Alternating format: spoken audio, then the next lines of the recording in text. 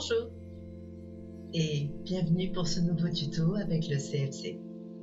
Le CFC, ou Crafty Friends Club, c'est un petit groupe de copines qui propose tous les 2 mois, le dernier samedi du mois, un tuto créatif. Et ce mois-ci, le thème, c'est silhouette. Amoureux des livres, bienvenue. Aujourd'hui, que ce soit pour soi-même ou pour un cadeau, on va faire des marque-pages. Parce que les livres, c'est merveilleux. Et entendons-nous bien, les livres, c'est merveilleux, que ce soit des livres numériques ou que ce soit des livres papier. C'est juste que dans une tablette numérique, ça va être un peu compliqué de mettre un marque-page. Ça, je ne te le cache pas. Pour le tuto, j'ai utilisé 2 types de papier. Un papier prévu pour la carterie et qui est un petit peu épais, et un papier, on va dire, de grammage un peu standard. Idéalement, il aurait mieux valu faire l'ensemble du tuto avec uniquement un grammage épais. Ça aurait eu un meilleur rendu final. La machine que tu me vois utiliser à l'écran est une mini machine de découpe. C'est une Toga. J'ai essayé de retrouver la référence, mais elle n'existe plus. En tout cas, je ne l'ai pas retrouvée. Si jamais, sache qu'il arrive que chez Action, il y ait des arrivages de machines de découpe. Elles sont peu chères, en tout cas au vu de la qualité, ça reste tout à fait raisonnable, et en plus de ça, elles sont efficaces. Peut-être un petit peu plus encombrantes que la Toga, c'est vrai, en tout cas, elles font très bien le job.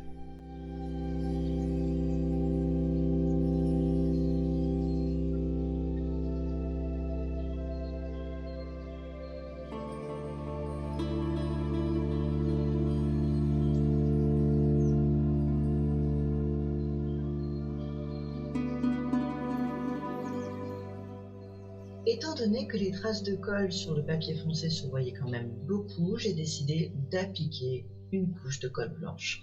Je l'ai appliquée au doigt et en fait ça m'a fait une espèce de fine surface qui a rendu un petit peu brillant à la fin. C'est pas exactement l'effet que je cherchais au début, mais ça passe très bien. Donc note à moi-même et à toi. La prochaine fois, ce sera mieux de travailler avec 2 papiers épais et une colle plus adaptée à ce type de travaux. Et j'ai réencollé à l'arrière du papier épais pour obtenir une épaisseur et surtout une rigidité satisfaisante. Quand je sais que je vais travailler sur une pièce ou une partie d'une pièce qui est assez petite, je crée une surface de travail en papier qui va me servir en gros de repère. Comme je sais que le repère va être petit, j'utilise des post-it parce qu'au moins ça me permet de ne pas faire de gaspillage dans des plus grandes feuilles.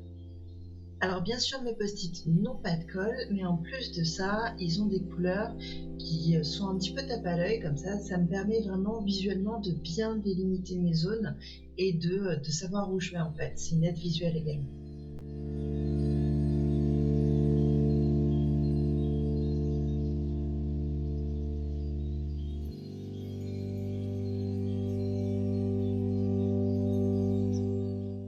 On est sur un tuto créatif. Et on est sur le thème silhouette. Donc, ce que je veux ici, c'est quelque chose qui soit très simple et très épuré. Avec le thème silhouette, ce qu'on veut, c'est quelque chose qui soit évocateur relativement rapidement. Et on est parti sur une base de 2 couleurs sur la partie papier. Donc on va partir sur à peu près la même base au niveau de la partie en polymère.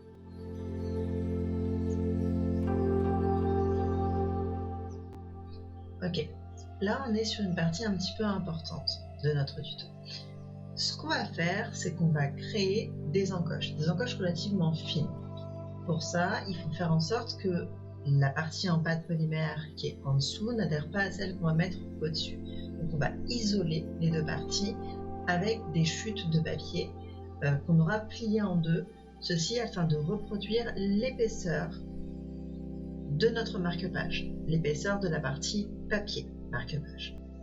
Quand on fait la partie en polymère, c'est important de rester sur des épaisseurs moyennes et moyennes basses. En fait, le truc, c'est qu'on veut éviter que la partie en polymère ne devienne trop grosse ou trop encombrante. Et il se pourrait que dans le projet actuel, ce soit déjà presque un peu too much. Cependant, ça a affaire de goût et de couleur, tu vois. Mais c'est important de faire en sorte que le marque-page, il reste quand même agréable à utiliser et relativement léger.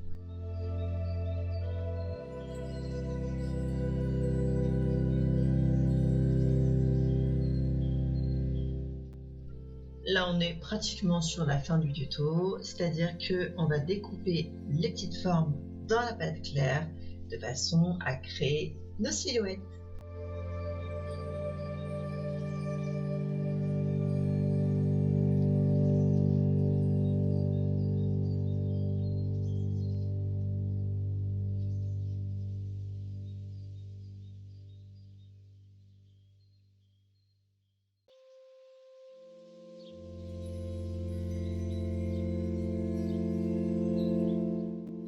À ce stade, que ce soit pour la partie marron ou la partie vanille, les deux pâtes elles sont crues en fait. Donc il n'y a pas vraiment besoin de sécuriser tout ça avec de la polymère liquide. Après, tu fais selon tes convenances, c'est toi qui vois.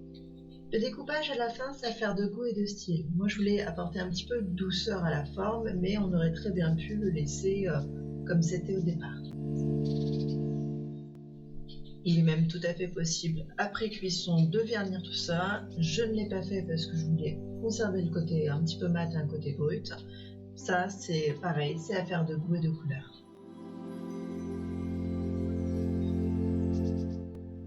Il est possible qu'au moment d'insérer la partie papier dans la partie polymère, tu te rends compte que ce soit un petit peu juste. Si c'est le cas, aucun problème. On redécoupe très légèrement et tu verras, ça passe tout seul. Tu vas te rendre compte que la partie papier dont on s'est servi pour isoler, elle se détache vraiment toute seule, il y a presque sans effort. Vraiment, c'est assez facile de la faire glisser. À noter que je n'ai pas utilisé de polymère liquide pour éviter une adhérence du papier. Et voilà. Ensuite, à l'arrière, moi personnellement, je n'ai rien rajouté. J'ai juste poncé la partie polymère pour enlever cet aspect brillant qu'avait donné la plaque de cuisson.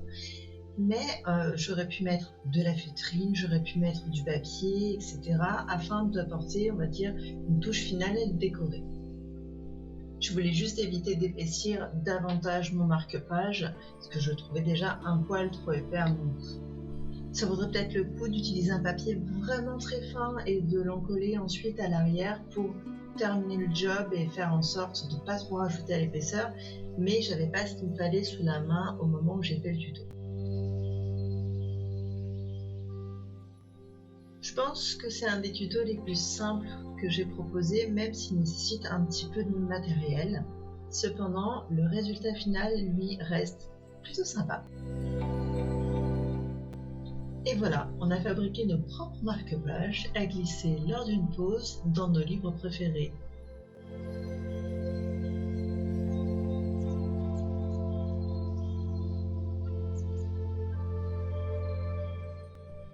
Je ne sais pas à quoi ressemble ton entrée dans l'année 2024, mais en tout cas, j'espère que tu vas bien. Et si c'est pas le cas, j'espère qu'à ton rythme, tu iras bientôt mieux. Je te souhaite tout le meilleur pour l'année à venir et surtout, prends bien soin de toi. À bientôt.